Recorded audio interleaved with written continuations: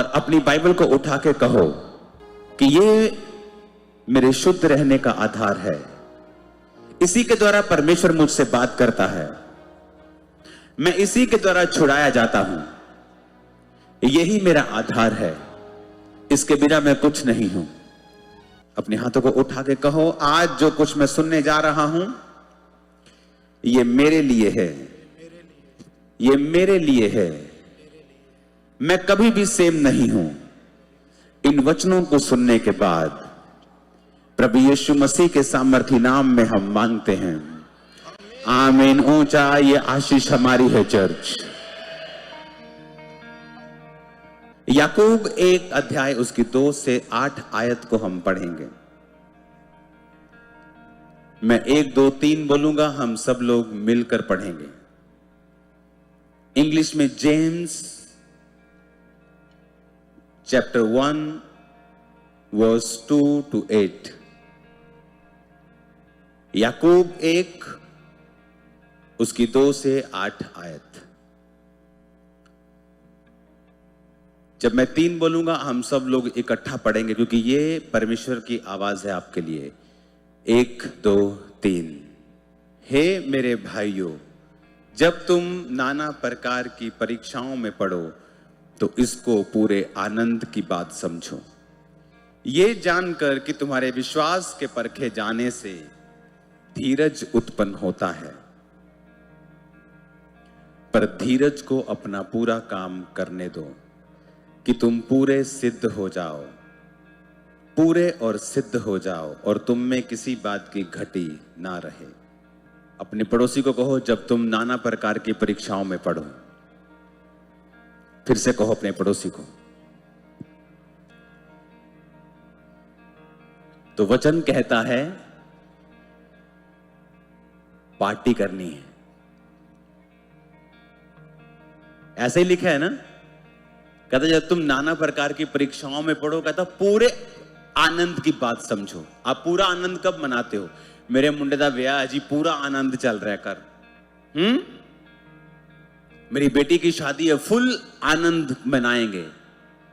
पर कहता जब तुम नाना प्रकार की परीक्षाओं में पढ़ो तो कहता इसको पूरे आनंद की बात समझो। पर वचन कहता है आजकल परीक्षा में पढ़ना आनंद की नहीं बल्कि शोक की बात दिखाई पड़ती है। पुराने समय में जब क्रिश्चियनिटी, जब परसिक्यूशन होता था, जब उनको मार पड़ती थी, जब उनको परमेश्वर के नाम में सताया जाता था, तो वचन कहता है वो आनंदित होते थे और ये कहते थे कि इससे ये साबित होता है कि मसीह का आत्मा हम पर छाया करता है।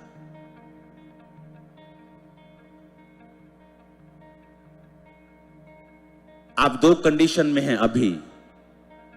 या तो आप शैतान से जीतकर अपनी जिंदगी में यहां बैठे हैं, या तो हार कर बैठे हैं। आप मिडिल में नहीं हैं। या तो आप जीत कर बैठे हैं या हार कर बैठे हैं। और जब भी आपकी लाइफ में परमेश्वर ने आपको प्रॉमिस लैंड देना होता है, वो आशीष जिसके लिए आप पैदा हुए हैं, आपकी बुलाहट, दाऊद की बुलाहट थी राजा बनने की, उसके लिए परमेश्वर ने उसे चुना था। और जब राजा बनने का समय जब तक नहीं आया, बाइबल कहती है उसे गोलियत से लड़ना पड़ा। गोलियत से लड़ने से पहले दाऊद को यह मालूम नहीं था कि वो इससे क्यों लड़ रहा है, क्योंकि जैसे उसने गोलियत को मारा, बाइबल कहती पूरे इज़राइल में मशहूर हुआ और उन्होंने कहा कि शाऊल ने हजारों को और दाऊद ने लाखों को मारा है।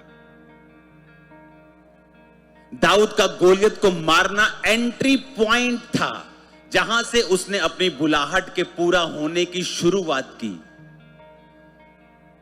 पर आज का क्रिश्चियन जब दुखी होता है, परमेश्वर को गाली निकालता है, सवाल करता है, अपने विश्वास से हटता है, प्रेयर कम कर देता है, बाइबल कम कर देता है, चर्च ओकेजनली कर देता है, संडे चौथे संडे जाता है, उसके बाद फिर वो ईस्टर और क्रिसमस के दिन जाने लगता है, अपने आप को कहता क्रिश्चियन है, गले में क्रॉस भी डालता है, लेकिन परमेश्वर के सामने वो हारा हुआ क्रिश्चियन है।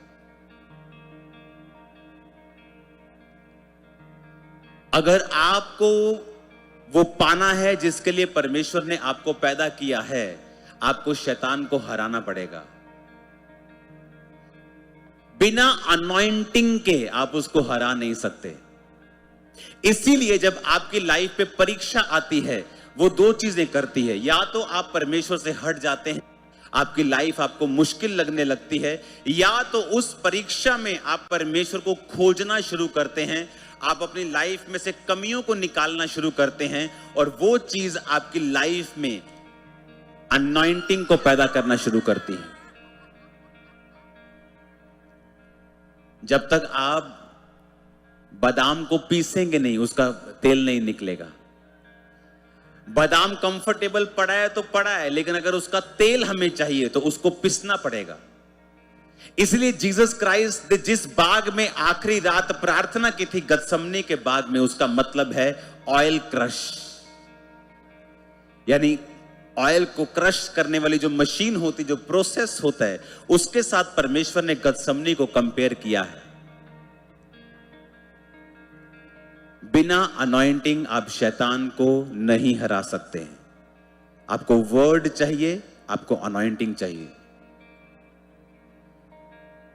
कई लोगों के पास वर्ड है, वचन की शिक्षा देते जाएंगे कॉन्टिन्यूसली, पर अंदर ड्राई हैं। इसलिए जब वचन बिना अनॉइंटिंग के आपकी लाइफ में होगा, वो काम नहीं करता। और आपकी लाइफ की शुरुआत तब होती है, रियल शुरुआत की मैं बात कर रहा हूं, जब आप शैतान को डिफीट करते हैं और आपको मालूम होता है आपकी लाइफ में आपने शैतान पे फतह पाई है, आपने अपनी लाइफ में उस टेस्टिमनी को पाया है, या आप अभी पीछे हैं, या आप कर रहे हैं, या आप हट चुके हैं, आपको मालूम होता है। उसने कहा जब तुम परीक्षाओं में पढ़ो तो आनंद की बात समझो, क्योंकि वो परीक्षा तुम्हारे अंदर से तेल को पैदा कर रही है। जब वो तेल पैदा हो जाएगा, बढ़ जाएगा, उसी तेल से, उसी अभिषेक से तुम शैतान को हरा दोगे, तुम गोलियत को हरा दोगे और उसे मार दोगे।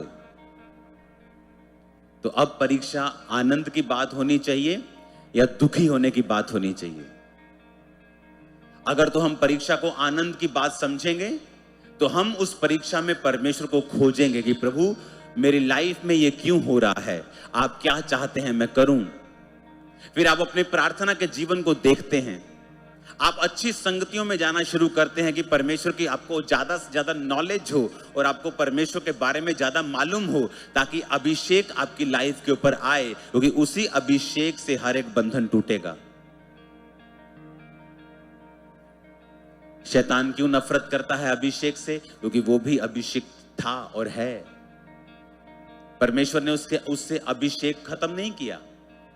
आज भी अगर संसारिक कोई गाना लगाता है तो आपका नाचने का मन करता है, वो अनॉइंटिंग है, वो अभिषेक है जो शैतान के पास है, आज भी है। उसे अभिषेक की वैल्यू पता है, इसीलिए वो दुनिया में अभिषिक्त लोगों के पीछे पड़ा रहता है। किनकी खिलाफत होती? जो अभिषेक से भरे हुए हैं। कहां शैतान कंफ्यूजन पैदा करने की कोशिश करता है? जहां अभिषेक है। क्योंकि शैतान को पता है कि उसके पास जब अभिषेक था और उसकी वजह से उसने कितने लोगों को भरमाया है, वो अभिषेक जब आपके अंदर होता है उसको मालूम है उस अभिषेक की वैल्यू क्या है, पर आपको नहीं पता उसकी वैल्यू क्या है। अगर आपको उसकी वैल्यू पता होती, आप कभी रॉन्ग रिलेशनशिप में नहीं जाते। अगर आपको उसकी वैल्यू मालूम होती, आप कभी चोरी नहीं करते। अगर आपको उसकी वैल्यू मालूम होती, आप जीसस के अलावा कहीं और सिर ना झुकाते। अगर आपको उसकी वैल्यू पता होती, आप कभी गलत काम ना करते। आप जैसे ही रॉन्ग चीजों में एंटर करेंगे, आपका अभिषेक खत्म हो जाएगा। अब आप वर्ड के साथ रह गए और शैतान उस चीज का ज्यादा फायदा उठाता है, क्योंकि वो वचन फिर आपकी लाइफ में प्रैक्टिकली काम नहीं कर रहा, क्योंकि आपको स्पिरिट चाहिए और वर्ड चाहिए क्रिएशन करने के लिए। वचन चाहिए और आत्मा चाहिए उत्पत्ति करने के लिए, गहरे जल के ऊपर परमेश्वर का आत्मा मंडलाता था, प्रेजेंस, रूह। प्रभु ने कहा उजाला हो जाए, उजाला हो गया। वचन, रूह और अभिषेक तो रहेगा नहीं जब आप अपनी लाइफ में परमेश्वर के वचन से हट के काम करेंगे। और यही शैतान चाहता है। उसे पता है एक बार आप अभिषेक से दूर हुए तो अब वो हारेगा नहीं। और परमेश्वर ने कहा जब तुम पर परीक्षा आएगी तुम सिद्ध और सिथर हो जाओगे, तुम में किसी बात की कमी नहीं रहेगी। क्योंकि जैसे तुम उस मशीन में डाले जाओगे, ऑयल पैदा होगा जो तुम्हें जिताएगा, तुम्हारी जनरेशंस को सुरक्षित रखेगा। अगर तुम परमेश्वर पे भरोसा रखो तो, अगर तुम भरोसा रखो तो। मैं क्रिश्चियन हूं, मेरी फैमिली में ऐसा कैसे हो सकता है, मेरे बिजनेस में ऐसा कैसे हो सकता है, मेरी सेहत में ऐसा कैसे हो सकता है अगर मैं क्रिश्चियन हूं तो? अरे वो परीक्षा है, कुछ देर के लिए है, कुछ पैदा करने के लिए है, आपके अंदर से उस तेल को निकालने के लिए है। क्योंकि वो तेल परमेश्वर जानता है आपको चाहिए शैतान को हराने के लिए। और उस तेल को पैदा करने के बजाय आप परमेश्वर से और दूर हट जाते हैं और शैतान उस चीज का पूरा फायदा उठाता है। वो परीक्षा तो इसलिए थी कि तुम्हारी लाइफ में से परमेश्वर ऑयल को पैदा कर सके, क्योंकि वो ऑयल तुम्हें चाहिए शैतान को हराने के लिए। वो तो परमेश्वर तुम्हारी हेल्प कर रहा था, तुम्हारी मदद कर रहा था, तुमने उल्टा ले लिया और तुमने परमेश्वर से सवाल किए, तुम परमेश्वर से लड़े, तुमने परमेश्वर के सामने गलत बातें की और उल्टा हुआ। परमेश्वर ने कोई बात नहीं सुनी, तुम परमेश्वर की प्रेजेंस से दूर हो गए और अब सब कुछ कंफ्यूजन चल रहा है, सब कुछ कंफ्यूज है। अब तुम हर जगह जाते हो, हर फंक्शन अटेंड करते हो, पवित्र आत्मा की कोई प्रेजेंस की कॉन्शियसनेस तुम्हारी लाइफ में नहीं है। यहां मुझे जाना है कि नहीं जाना, अब तुम सेकुलर बन गए हो, अब तुम हर बंदे को खुश करना चाहते हो, परमेश्वर चाहे नाराज हो जाए कोई बात नहीं। और ये कहां से शुरू हुआ कि जब तुम परीक्षा में पढ़े तुमने उसे आनंद की बात नहीं समझा, तुमने उसे दुखी होने की बात समझा, तुमने दूसरों पर भरोसा रखा, तुमने साइंस पर भरोसा रखा, जबकि वो कुछ नहीं कर सकती जो कुछ परमेश्वर ने अगर ठाना हो तुम्हारी लाइफ में करने के लिए।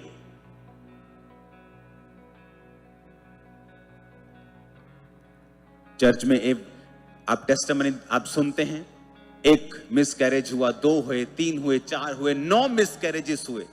चलो आईवीएफ करते हैं, 1 IVF fail, 2 fail, 3 fail, 4, 5 fail, IUI fail, सब कुछ फेल। और चर्च में आए फर्स्ट डे पेयर प्रेगनेंसी,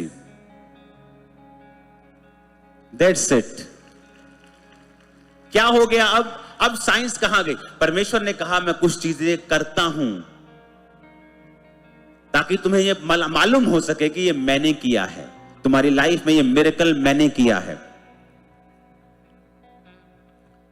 साफ तो लिखा है, कहता धीरज को अपना पूरा काम करने दो, पर तुम में धीरज नहीं है, तुम्हें जल्दी चाहिए सब कुछ, तुम्हें सवाल पूछने हैं परमेश्वर से, भरोसा नहीं रखना है। अपने पड़ोसी को बोलो तुम्हें मसा चाहिए, तुम्हें अनॉइंटिंग चाहिए शैतान को हराने के लिए। और वही अनॉइंटिंग पा सकता है जो परीक्षाओं में स्थिर होगा, परीक्षाओं में वफादार होगा, जो परमेश्वर के साथ जुड़ा हुआ होगा, उसके वचन के साथ जुड़ा हुआ होगा और उसकी रूह के साथ वफादार होगा। आमीन, आमीन। वो परीक्षा कोई भी हो सकती है, आपको मुश्किल लग सकती है, आपके हस्बैंड के ऊपर ऐसी हो सकती है, आपके परिवार में कुछ ऐसा हो सकता है, बॉडी में कुछ हो सकता है, फाइनेंस में कुछ हो सकता है, वो सबसे अलग हो सकता है। आई डोंट नो, मुझे अपनी पता है कि मेरी लाइफ में क्या था। वो दूसरों से अलग थी, वो नॉर्मल से अलग थी, वो फ्रस्ट्रेटिंग थी, वो टाइम टेकिंग थी, वो कंफ्यूजिंग थी, पेनफुल थी, टीयर्स के साथ थी, आंसुओं के साथ थी। लेकिन आज जब मैं खड़ा हूं जिस लाइफ के मुकाम के ऊपर, वहां मैं थैंक्स करता हूं कि प्रभु तेरा धन्यवाद कि वो आई तो मैं यहां आया, वो आई तो खामरा चर्च स्टार्ट हुई, वो आए तो वहां लाखों लोग बचाए गए, वो आए तो कितना काम परमेश्वर ने किया। प्रभु ने कहा जो दुख और परीक्षाएं तुम्हारे जीवन के ऊपर हैं, जो कलेश तुम्हें हो रहे हैं, कुछ भी नहीं है उस महिमा के सामने जो तुम्हारी लाइफ में एंटर करने जा रही है। लेकिन हमें स्पिरिचुअल आईज को ओपन करना पड़ेगा। इसलिए तो कहा जाता है कि जीवित चर्चिस में जाओ। सिर्फ खामरा चर्च जीवित चर्च नहीं है, और भी जीवित चर्चें होंगी। जीवित चर्च में जाओ जहां पर आपकी स्पिरिचुअल आईज कॉन्टिन्यू आपका पास्टर ओपन करता रहे कि भाई मेरी बहन देखती रहे, देखता रहे, टिका रहे, खड़ा रहे, अड़ा रहे, ताकि आपको वो बनाए रखे परमेश्वर में। और जब वो समय आता है कि वो ऑयल आप पैदा कर लेते हैं और आप जीत जाते हैं, आपको जब पता चलना शुरू हो जाता है कि मुझे जीतना कैसे है, दैट्स इट, आपने फॉर्मूला ले लिया। अब आप जहां भी जाएंगे जीतेंगे। आपको मालूम है जीतना कैसे है, कैसे परीक्षा में स्थिर रहना है। कहीं नहीं लिखा परीक्षा आसान होगी, कहीं नहीं लिखा। पर जीसस ने कहा कोई ऐसी परीक्षा तुम्हारी लाइफ पे नहीं आएगी जो तुम्हारे सहने से बाहर होगी। सहन योग्य परीक्षा होगी, सहने से बाहर नहीं होगी। अपने हाथों को उठा के कहो, आज से मैं अपने तेल की रक्षा करूंगा, अपनी अनॉइंटिंग की रक्षा करूंगा, मैं इसे खराब नहीं होने दूंगा। यीशु मसीह के सामर्थ्य नाम में आमीन हो। चाहिए आशीष हमारी। 5 आयत में लिखा है, यदि तुम में से किसी को बुद्धि की कमी हो तो प्रभु से मांगे जो बिना उलाहना दिए सबको उदारता से देता है और उसको दी जाएगी। अब बात हो रही है परीक्षा की। वो कह रहा है कि जब तुम परीक्षा में पढ़ो तो आनंद की बात समझो, लेकिन एकदम से वो बुद्धि की बात करना शुरू कर दिया। बाइबल में बात कुछ और हो रही है, लेकिन यहां बुद्धि की बात परमेश्वर क्यों कर रहा है? क्योंकि वो आपको आत्मिक बुद्धि की बात कर रहा है। जिसके अंदर स्पिरिचुअल विजडम की कमी होती है, वो अपनी परीक्षा का रूप, रंग और उसकी दिशा को अलग ही बना देता है। जब मैं इस सेवकाई को शुरू करने वाला था, शुरू कर चुका था, 50 लोग चर्च में आते थे, तो मेरे बिजनेस को किसी ने आग लगा दी। यहां ऑस्ट्रिया में किसी संत को मार दिया, तो जलंधर में उस संत की बड़ी फॉलोइंग थी, तो उन्होंने आकर बिजनेस को आग लगा दी। हमारी आंखों के सामने जिस बिजनेस की मैं टेस्टिमनी देता था कि जितने लोग फॉरेन में 1 महीने में तब लोग लाख रुपया कमाते थे, 2004-5 की बात है, मैसेज आते हम लाख रुपया महीना कमाते हैं। मैं रोज का कमाता था पंजाब में। हमारा टाइल्स का होलसेल का बिजनेस था, पूरे पंजाब को मैं सप्लाई करता था। तो शैतान मुझसे कह रहा था, देख जिस बिजनेस की तू गवाही देता है, मैंने उसको आग लगा दी। मंत्रियों को फोन किए, फायर ब्रिगेड को फोन किए, कोई आने को तैयार नहीं था। सब जगह गाड़ियां जल रही थी, मेरा एरिया सबसे ज्यादा इफेक्टेड था। हमारी आंखों के सामने सब कुछ जल गया। 90% हमारा वो गोडाउन जल गया, 10% सामान बचा उसमें से। सब कुछ खराब हो गया और शैतान ने कहा और दे गवाही। अब इसको अगर स्पिरिचुअल बुद्धि की कमी होती तो सबसे पहले मैं ढूंढता कि किसने जलाया, इनकी ऐसी की तैसी। अब इनको मैं जेल करवाऊंगा, मुझे न्याय चाहिए, आई वॉन्ट जस्टिस। मैं प्रार्थना करता परमेश्वर ये पकड़े जाएं। स्पिरिचुअल विजडम कहती है सब बातें मिलकर भलाई को पैदा करती हैं जो मसीह यीशु से प्रेम करते हैं। अब दिखने में दोनों ठीक लग रहे हैं कि ठीक है, किसी ने मेरा दुकान जला दी, मेरा सामान जला दिया, आई वॉन्ट जस्टिस, मुझे जस्टिस चाहिए, ये पकड़े जाएं। बात मैं कोई बुरा नहीं कह रहा हूं, बट जो स्पिरिचुअल विजडम है वो ओवर पावर करती है दुनियावी विजडम से। लोग आए, पुलिस आई, हमने कहा हमें किसी के ऊपर केस नहीं करना है। चर्च आई, 50 लोग आए शोक मनाने के लिए, पास्टर जी बहुत बुरा हुआ आपके साथ। मैंने कहा बाइबल में कहां लिखा है बुरा हुआ? अगर कुछ बुरा हुआ तो बाइबल में तो यह लिखा है कि सब बातें मिलकर भलाई को पैदा करती हैं जो मसीह यीशु से प्रेम करते हैं। तो क्या यह बात भलाई को पैदा नहीं करेगी? मुझे तो फेथ है, मुझे तो विश्वास है कि यह बात मिलकर भी भलाई को ही पैदा करेगी। जब परीक्षा में आप होते हैं, सडनली ओवरनाइट कुछ भी चेंज नहीं होता। वो रातें ऐसी ही थी फैमिली रो रही थी, फाइनेंशियल बहुत बड़ा सेटबैक हमें लगा था। हमारी इनकम 80, 70%, 60% डाउन हो गई थी एक ही दिन में। सब कुछ कोलैप्स हो गया ऐसा लग रहा था। कोई सरकार काम नहीं आई, कोई दुनिया काम नहीं, लिंक काम नहीं आए, मंत्री काम नहीं आए, हमारे लिंक्स काम नहीं, कुछ काम नहीं आया उस दिन। और जब धीरे धीरे लाइफ फिर चलने लगी और डिक्लेरेशन होने लगेगी, सब बातें मिलकर भलाई को पैदा करती हैं। उस 2009 में वो चर्च 50 से 500 हुई, 2010 में 2500 हुई, 2011 में 7500 के करीब थी, और वो थाउजेंड्स के बाद लैक्स में चली गई और आज आपके सामने है। जिस जाति के लोगों ने वो गोडाउन जलाया था, उसी जाति में से परमेश्वर ने मेरी वाइफ को मुझे दिया।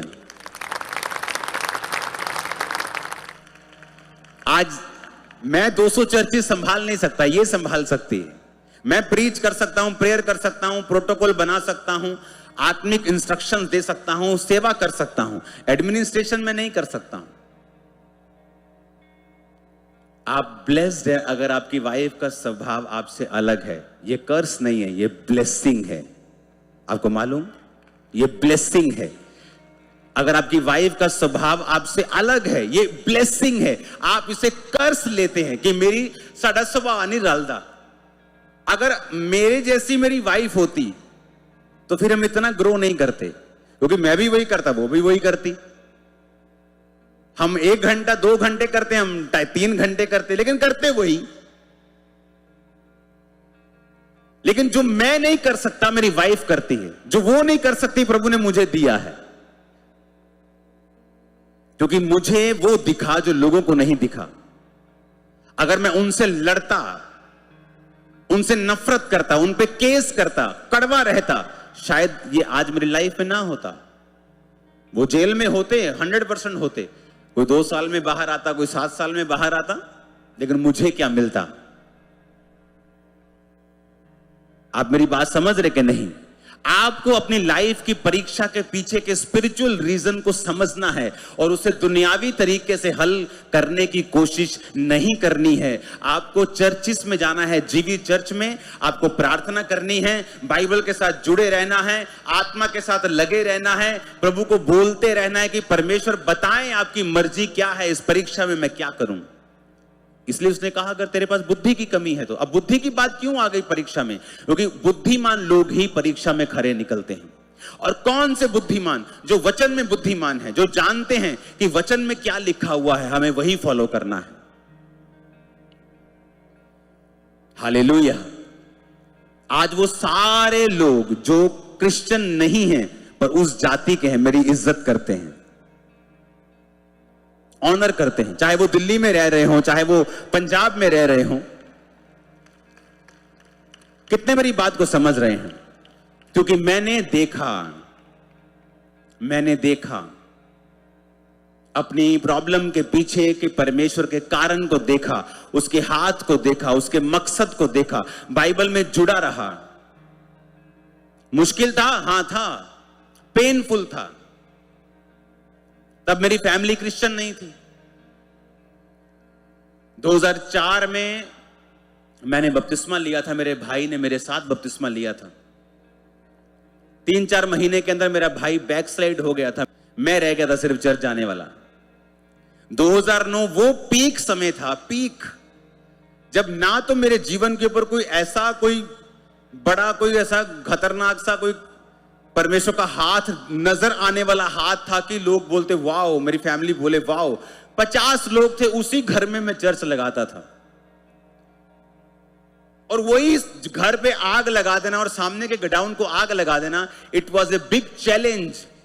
कि वो सोच सकते थे कि शायद तेरी वजह से ऐसा हुआ क्योंकि तू सेवा करता है। मेंटली चैलेंजिंग था, स्पिरिचुअली चैलेंजिंग था। अभी सिर्फ 50 लोग हैं, मेरी लाइफ में कुछ ऐसा बड़ा हाथ परमेश्वर का नजर नहीं आ रहा है, तो है पर लोगों को अब नजर आता है, तब नजर नहीं आ रहा। तब मैंने क्या किया? वचन के ऊपर भरोसा किया। वो समय था जब परमेश्वर तेल निकाल रहा था, मुझे पीस रहा था।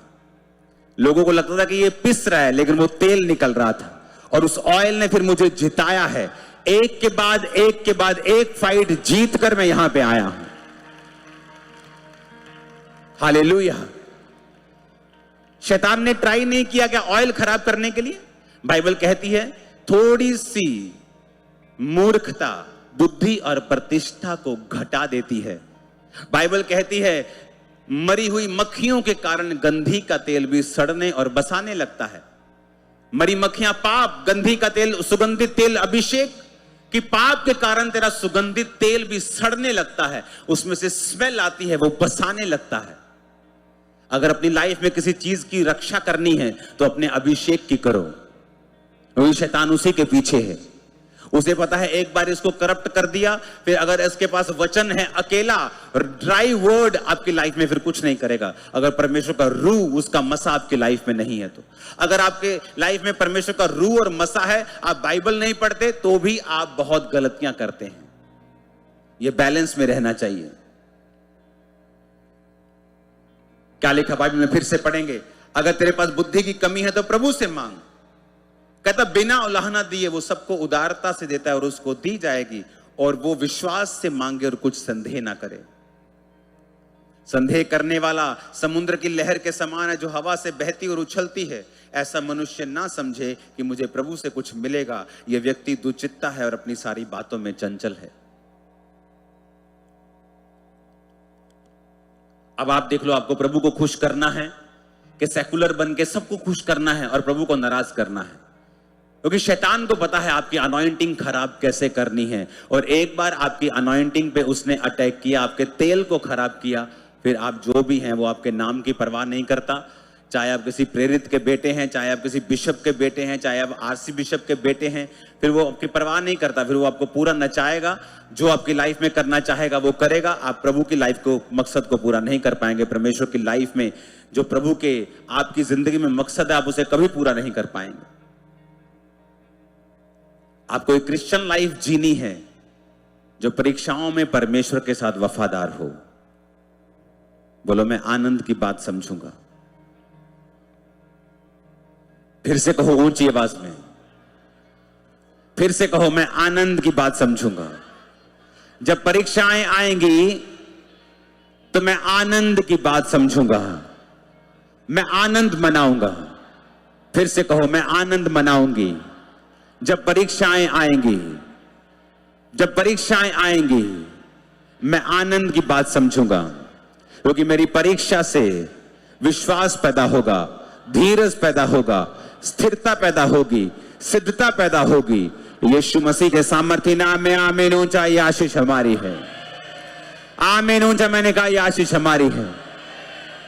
आज अपनी लाइफ को घर में जाकर सोचना है, डेडिकेट करना है परमेश्वर के सामने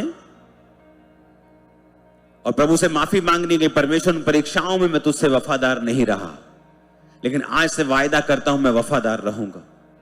और मौका दें परमेश्वर को काम करने का, मौका दें आपकी लाइफ में से अच्छी चीजों को निकालने का, उसे समय दें, उसे टाइम दें। वो फेथफुल है। अगर उसने आपके लिए इकलौता बेटा दे दिया, वो चंगियाई क्यों नहीं देगा, बरकत क्यों नहीं देगा? ये संसारिक वस्तुएं जो उसकी निगाह में कूड़े के समान है, क्यों नहीं देगा आपको? अपने हाथों को उठाओ, सब जन खड़े हो जाओ।